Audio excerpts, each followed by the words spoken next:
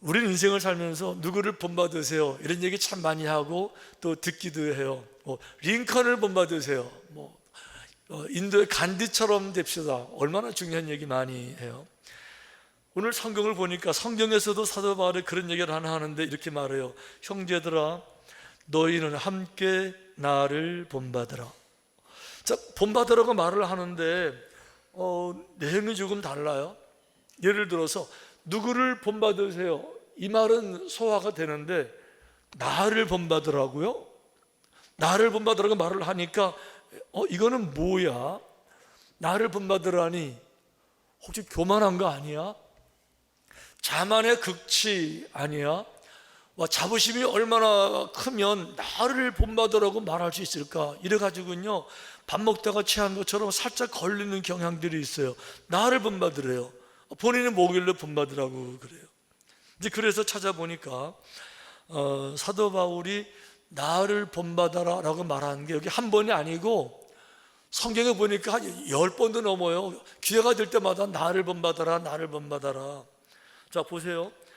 고린도 교회 편지에도 그런 말이 나오는데, 그러므로 내가 너희에게 권하노니 너희는 나를 뭐 하라고요? 본받으래요. 나를 본받으래요. 이 정도가 아닙니다. 자, 사도행전을 보게 되면 마지막에 이제 사도 바울이 로마로 가기 전에 이스라엘에서 그 황제 아그리파 황제에게 재판을 받아요. 재판을 받는 자리에서도 같은 얘기를 이렇게 하는데, 오늘 내 말을 듣는 모든 사람도, 지금 여기 재판장이에요. 재판정이에요. 재판장이 있고 변호사가 있고, 변호사는 없죠. 검사들이 있고 증인들이 있고 그리고 많은 방청객들이 있어요. 오늘 내 말을 듣는 모든 사람들도 다 이렇게 결박된 것 외에는, 내가 수갑을 차고 결박된 것 외에는 나와 같이 되기를 원합니다. 자기가 뭐라고 이렇게 공개적으로 왕 앞에, 왕, 당신은 왕이지만 당신도 나처럼 됐으면 좋겠습니다, 이 얘기를 지금 하고 있는 거죠. 그래서 나처럼 되라는 말이 무슨 말인가 하고 보니까 세상의 성공을 말하는 게 아니에요. 나처럼 열심히 공부해서 가마리알 대학 가세요, 서울대 가세요, 이렇게 말하는 게 아니에요. 인생을 열심히 살아서 성공하세요, 이런 말 하는 게 아니죠. 이미 그런 것들은 지난 시간에 배설물이라고 선언하고 다 버렸어요. 그러니까 나처럼 되라는 말은 세상의 명예, 세상의 자랑, 세상의 성공, 세상의 존경, 이런 가치가 아니라 그리스도 안에 있는 구원의 범주 안에 들어있는 놀라운 은혜에 있는 그 세계가 분명한 것을 알 수가 있는 거예요. 그러니까 나처럼 되라는 얘기는요, 예수님 안에 들어오라는 얘기고 은혜의 세계에 들어오라는 얘기고 구원의 과정에 같이 가자는 것. 왜 그런가 하면 구원에 들어와 보니까 단순하게 예수 믿고 구원받았다 이런 뜻이 아닌 거예요. 시간이 지날수록 이 구원의 과정이 점점 깊어지고요, 점점 넓어지고요, 점점 풍성해지는데, 와, 여기 인생의 목적이 다 들어있어요. 정말 인생의 행복이 다 들어있고 인생의 본질력이 다 있는 거예요. 한마디로 말하면 사도 바울은 나를 본받으라라고 말했을 때 헛된 것을 붙잡은 것이 아니라 이 복음 속에 있는 핵심을 붙잡은 거예요. 구원 속에 있는 과정을 붙잡은 건데, 신학적으로는 복음의 근거를 이렇게 말하고 있어요. 구원의 과정, 이렇게 말하죠. Order of salvation. 예수 믿는 것이, 구원받는 것이 한순간에 이루어지는 것이 아니라 프로세싱, 과정 속에 있는데 전체 모든 과정을 총틀어서 그 속에 있는 나를 본받으세요, 이렇게 말을 했거든요. 그러면 사도 바울이 그동안에 구원의 과정을 설명한 것, 소개한 것 설명해 보면 이렇게 되어 있어요. 구원은 한순간에 이루어지는 것이 아니라 여정으로, 과정으로 진행이 되는데, 첫 번째 출발은 부르심이에요. 콜링이에요. 하나님이 우리를 부르시는 거죠. 많은 사람들은 내가 하나님을 선택한 줄로 아는데 그거 아니에요. 너희가 나를 택한 것이 아니요 내가 너희를 택하여 세웠다, 이렇게 말씀하세요. 그러니까 내가 결정해서 선택해서 나온 것이 아니라 누군가를 통하셔서 나를 전도하신 것이고, 내 마음에서 우러난 것이 아니라 우러나도록 내 마음에 그런 생각을 넣어 주신 것이고, 때론 내가 너무 교만해서 내가 훌륭한 줄 알고 하나님을 부정하고 세상의 방법만 추구했었는데 어느 날 보니까 하나님이 허리를 옆구리를 툭 치셔서 아픔도 주시고 고통도 주시고 실패도 하게 하셔서 아, 인생이 내 마음대로 되는 게 아니네 이러면 눈 뜨면서 주를 발견할 수 있도록 인도하셨던 모든 일들 통틀어서 콜링은 하나님이 부르심으로서 우리 모두 여기 있습니다. 아멘. 이 고백을 시작으로 하는 거예요. 그리고 주님께 나오게 되면 두 번째는 본 어게인, 중생이면 거듭나는 거예요. 사람이 거듭나지 아니하면 하나님의 나라를 볼 수 없느니라. 성경이 말씀하시기 이거예요. 누구든지 그리스도 안에 있으면 새로운 피조물이라. 왜 그런가 하면 새로운 주인을 발견했어요. 그동안 내가 내 인생의 주인인 줄 알았는데 이제 보니까 내가 내 인생의 주인이 아니에요. 진짜 주인을 만나게 되니까 그동안 내 인생의 습관, 성격, 목표가 모든 주인의 말씀에 순종하면서 완전히 새로운 모습으로 달라지는 거죠. 세 번째는 회심이에요. 컨버전이에요. 이 회심이라는 말은 글자 그대로 회심, 마음을 돌이킨다 이런 거예요. 도덕적인 죄를 회개하는 거가 아니라 오늘 거짓말했어요, 잘못했습니다 이걸 말하는 것이 아니라 인생의 방향을 바꾼다는 거죠. 너희가 회개하여 각각 예수 그리스도의 이름으로 세례를 받고, 회개하고 세례를 받으래요. 세례는 뭐죠? 마음을 돌이켜서 이제 내가 정말 여호와 하나님의 뜻대로 인생을 살겠습니다. 공개적인 결단, 결심, 영접, 이걸 말하는 거예요. 이렇게 주님을 공개적으로 진심으로 실전적으로 자신의 이 양심으로, 누군가의 강요가 아니라 자신의 자유의지로 주님을 영접하게 될 때, 그때 믿음이 이제 생겨지게 되면서 칭의, justification, 의롭다고 칭함받는다 그러는 것이죠. 우리가 도덕적으로 완벽해서 의로워지는 것이 아니라 나는 죄가 많지만 십자가의 보혈로 나를 씻겨주신 줄로 믿습니다. 그 믿음 때문에 하나님 믿음 보시고 의롭다고 칭해 주시는 거예요. 그러니까 그러므로 우리가 믿음으로 의롭다 하심을 받았으니 여호와께 의롭다고 칭함을 받는다는 거죠. 그걸로 끝나는 게 아닙니다. 양자됨, 어답션이 있어요. 무슨 얘기인가 하면 영접했을 때 영접하는 자 곧 그 이름을 믿는 자들에게는 하나님의 자녀가 되는 권세를 주셨는데, 중요한 건 이거예요. 하나님의 자녀가 됐다고 말씀하셨는데 머리로는 안 믿어지는 거예요. 안 믿어지게 되면 하나님을 아버지라고 부르면요, 안 믿어지니까 얼마나 이게 어색하고 좀 남사스럽고 깨름직하고 그러는데, 중요한 거 영접할 때 하나님께서 양자의 영을 우리 가운데 부어주신다고 약속하셨어요. 양자의 영이 내게 들어오세요. 그러니까 내가 하나님의 아들, 딸이라는 것을 확실히 알게 하시는 영이 내게 들어오셔서 내 영으로 확신을 갖게 하시기 때문에 이 은혜 받은 사람들은 하나님을 아버지라고 불렀는데 전혀 어색하지 않아요. 어색한 게 아니고 오히려 친근감이 느껴지고 이 합일, 일치감이 느껴지게 되고 정말 하나님의 자녀라는 게 믿어지게 되고, 이렇게 하나님을 아버지라고 부를 때 평강을 느끼는 것 얼마나 많이 경험하세요? 얼마나 신비로운 일이에요? 이런 일들이 있다, 이런 얘기 하는 거고요. 이 과정을 거치면서 성화, sanctification, 성화는 거룩할 성자예요. 점점 거룩하게 주를 닮아간다. 하나님을 따라 의와 진리의 거룩함으로 지으심을 받은 새 사람을 입으라. 그러니까 예수를 믿는 시간이 길어질수록 그 말씀을 들을 때마다 말씀 중에서 내가 어긋난 거 버리고 새로 배운 말씀들을 행하려고 할 때마다 삶이 점점 세속적인 것, 죄악된 것 사라지게 되면서 거룩함으로 닮아 나가는 거죠. 성화예요. 그래서 예수를 오래 믿은 사람들일수록 이제 말도 당연하게 성숙하게 하고 인격적으로 하게 되고 혈기도 점점 잦아들게 되고 주를 닮아가는 과정이 있는 거고요. 그러면서 이제 견인이에요. 견인. 자, 끝까지 견디는 인내를 말하는 건데, 성경이 이렇게 말했어요. 너희 안에서 착한 일을 시작하신 이가, 복음의 시작은 주님이 하셨어요. 그분이 끝날까지, 그리스도 예수의 날까지 이르실 줄을 우리가 아노라. 그러니까 믿음으로 주를 영접하고 자녀가 됐을 때 마지막까지 믿음을 버리지 않도록. 왜요? 중간에 힘들고 어려운 많은 일들이 있을 거예요. 사탄들도 공격할 것이고 악한 영들도 공격할 것이고, 이러는 과정 속에서 넘어지지 않게 동행해 주시는 것, 견인. 이 과정을 거쳐서 때가 되면 인간의 육체가 떠나게 되죠. 생명이 끝나게 될 때 마지막 글로리피케이션, 영화의 과정, 영화롭게 변화된다는 거죠. 사도 바울처럼 내가 어떻게 하든지 간에 부활에 이르기를 원하노라. 부활에 이르는 부활의 몸, 영광된 그 몸. 성경은 이렇게 말했어요. 우리의 낮은 몸을 자기 영광의 몸의 형체와 같이 변하게 하시리라.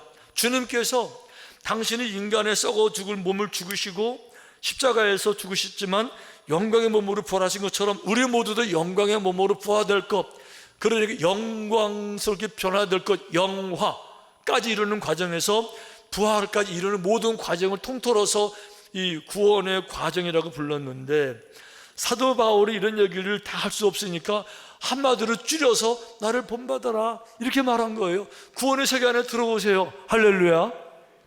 이렇게 말씀을 깨닫고 나니까 나를 본받아라고 말한 것이 교만이 아니었어요. 이제 보니까 자랑이 아니고 우월감이 아니라 예수 믿는 사람이라면 당연히 해야 될 누군가에게 복음의 빚진 자니까 복음을 나눈 차원에서 당연히 이렇게 말을 해야 되는, 이게 정상이고 해야 될 줄로 믿습니다.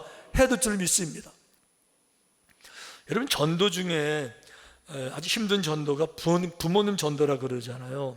왜냐면 부모님들은 뭐 어릴 때부터 내가 오줌똥 싼 거 다 치워주신 분들, 내 실수, 허물, 약점 아시는 분들 앞에서 어떻게 가르치듯 전도해요. 어렵잖아요. 하지만 이렇게는 말할 수 있잖아요.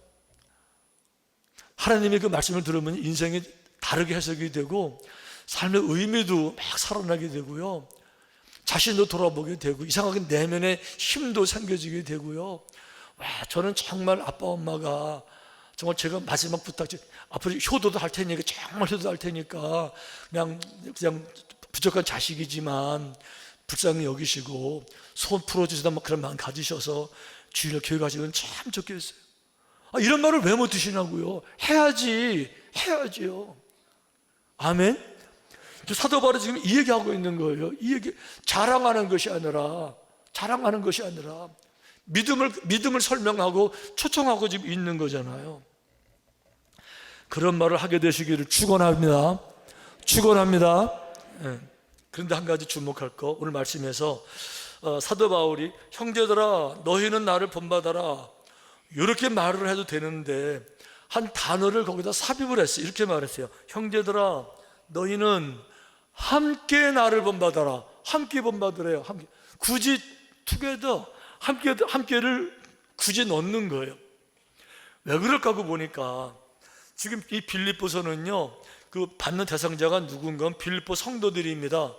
이미 빌립보 교회는 하나가 되어져 있어요. 그러니까 함께라는 말을 안 써도 다 들을 텐데 굳이 거기다가 함께 본받으래요. 왜 그런가 하면 빌립보 교회 안에 같이 예배도 드리고 같이 기도도 하고 헌금도 하고 찬송도 부르는 사람들 가운데서 함께로부터 이탈된 사람들이 나타나기 시작했어요.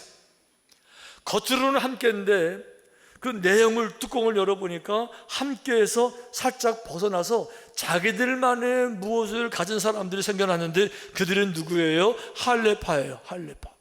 그러니까 이제는 예수님만 믿으면 구원받을 수 없습니다.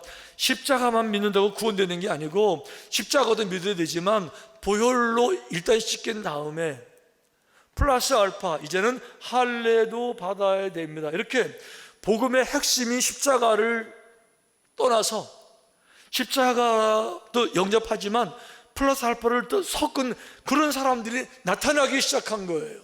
그러니까 사도 바울이 이게 너무 안타까우니까 이 본진에서, 양무리에서, 십자가 안에서, 십자가 그늘에서 벗어나지 마세요.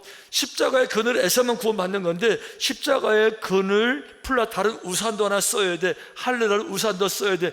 다른 데로 이끌어가는 그런 사람들을 경계하기 위해서 함께라고 얘기를 하면서 함께를 방해하는 또 다른 그늘, 또 다른 우산의 그늘 설명하는 사람들을 그 다음에 이렇게 설명해요. 여러 사람들이 그리스도의 십자가의 원수로 행하느니라. 한번 따라해 볼까요? 십자가의 원수. 자, 큰 소리로 십자가의 원수. 이게 왜 중요한가 하면 십자가의 원수라는 것이 지금 무신론자들을 말하는 게 아니에요. 빌립보 교회 밖에서, 세상에서, 교회 밖에서 교회를 공격하는 안티 크리스찬을 말하는 게 아니에요. 우리 시대도 의도적으로 교회를 폄훼하는 교회 밖에 있는 유튜버들 얼마나 많아요. 그런 사람들을 말하는 게 아니에요. 지금 그런 사람들 아니고 교회 안에 들어와 있어요. 빌립보 교회 안에 들어와 있어요.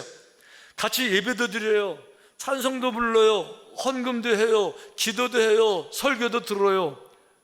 그런데 그들 중에 십자가의 원수가 있대요. 누구의? 할레파. 십자가 플러스 알파, 이게 할레파. 그런 사람들 십자가의 원수라고 부르는 거죠. 왜 원수라고 부를까? 여러분, 명품을 생각해보면 알아요. 명품. 이 명품 회사를 운영하는 그 회사에서는요, 명품 만들려고 엄청난 돈을 쓰잖아요. 얼마나 많은 원료, 재료비가 들어가기, 명품을 만들어야 되니까. 그런데 명품 회사의 원수는 누군가 하면, 명품 회사가 싫어서, 명품이 싫어서 명품을 안 사는 사람들이 아니고, 명품하고 비슷한 짝퉁을 만들어내는 사람들이 명품 회사의 원수인 거예요. 짝퉁을 만들어서 그걸 팔아먹는 거예요. 그걸 팔아먹어요. 모든 이단들은 처음에 십자가로 유혹을 해요. 예수 믿고 구원받자고 가르쳐요. 보혈의 능력을 가르쳐요. 그러고 나서 마지막에 어떻게 돼요? 그런데 미안하지만 보혈 가지고 안 된다, 십자가 가지고 안 된다. 거기에 할례를 받아야 되고, 또 다른 성부, 진짜 아버지 문선명을 믿어야 되고, 또 다른 성령 이만을 믿, 또 다른 관문을 만들어내요. 이렇게 해서 십자가의 완벽함을 깨요. 명품의 권리를 깨는 거예요. 명품이 뭐예요? 명품은 완벽하기 때문에 명품이에요. 흠이 없어서 명품인 거예요. 그런데 이 명품의 가치를 절반으로 후려쳐가지고 이제는 이거 가지고 안 돼. 보세요. 십자가가 왜 명품인가? 성경이 이렇게 되어 있어요. 주님께서 한 번 돌아가심으로 단번에 모든 세상의 짐을 지고 가는 어린 양으로 단번에 돌아가심으로 그 순간에 성소와 지성소를 나누는 큰 커튼이 하늘로부터 쫙 쪼개져서 이제부터 누구든지 그 보혈을 믿음으로써 지성소에 들어가는 이 놀라운 영광된 이 사건. 그래서 십자가는 완벽해요. 두 번 십자가가 아니라 한 번 십자가, 세상의 인류의 모든 죄를 다 대속하신 거. 주님께서 그래서 마지막 십자가 치러내서 마지막 말씀도 다 이루었다예요.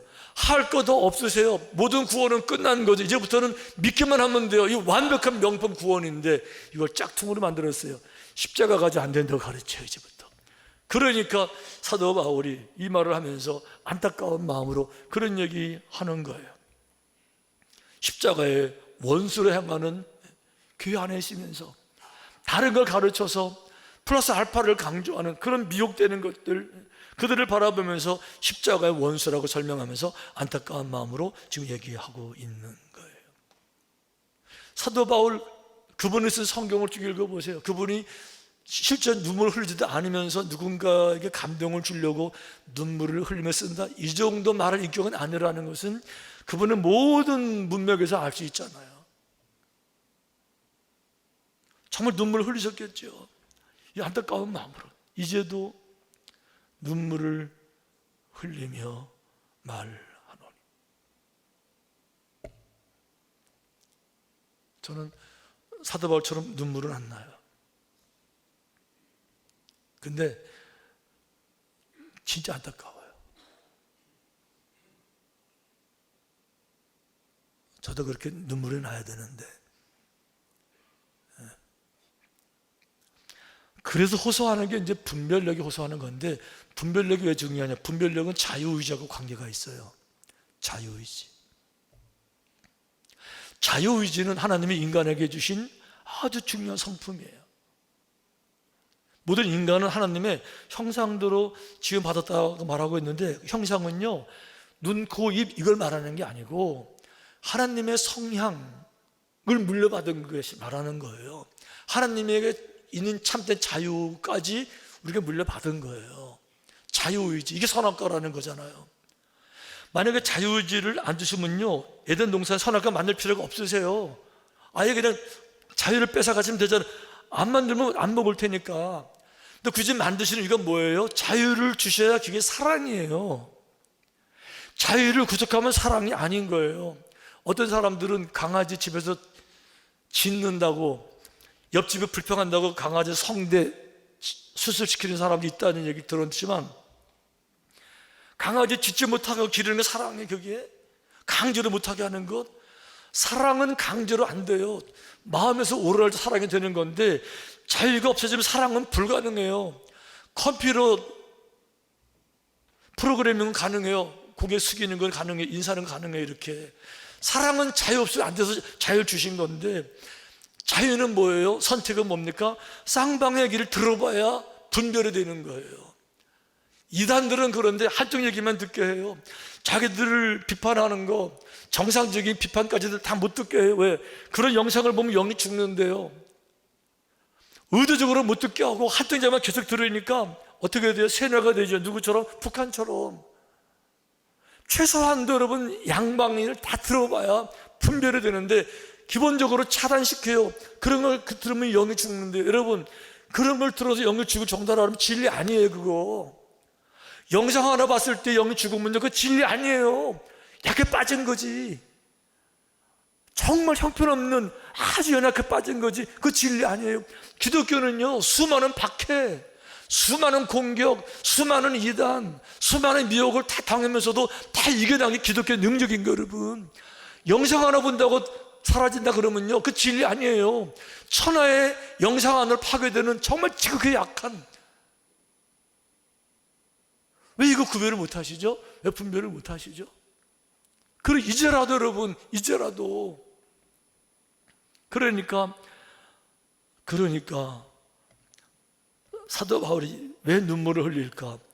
빌립보 교회에 할례에 빠졌다는 사람들 들어보니까 나쁜 사람들 아니에요. 순수한 사람들이에요. 어떻게 하든지 간에 예수 잘 믿고 구원받기를 원하는 사람들이에요. 예수를 잘 믿으려고 성경을 공부하고 싶었는데, 성경 공부하자 끌고 가서 예수님 이야기를 시작을 해요. 뭐 비유풀이를 먼저 시작해요. 이렇게 은혜 많이 받게 해요. 그리고 마지막에 가게 되면 할례 얘기하고 이만 얘기하고 엉뚱한 얘기하는 거죠. 이래가지고 끌려간 사람 생각하니까, 끌려간 사람들이 나쁜 사람도 아니고 착한 사람들인데, 심성도 착한데 그만 지혜가 없어서 미혹당을 생각하니까 눈물이 나는 거예요. 그러니까 이제도 내가 눈물을 흘리며 말합니다. 명품을 지켜내야 되는데 명품의 가치를 훼손시켜 버렸어요. 십자가 하나로 충분해요. 이게 명품이에요. 완벽해요. 충분해요. 다른 것 전혀 필요 없어요. 충분해요. 십자가의 절대 가치를 땅바닥에 쳐박아서 십자가까지 안 돼. 그런 사람들 향해서 십자가의 원수라고 부르는 거예요. 여기 신천지들 몇 분 계실 텐데, 죄송해요. 여러분이 인정을 하든 안 하든 성경은 당시 같은 사람들을 십자가의 원수로 규정하고 있는 거예요. 왜? 십자가의 절대 가치를 폄하시켰어요. 십자가로 충분했어요. 근데 그거 안 된다고 선전하고 다니고 미혹하게 다니고 그쪽으로 사람들 끌고 가려고 교묘하게 아는 척 가증스러운 미소로 앉아있어요. 그게 가증이라는 거예요.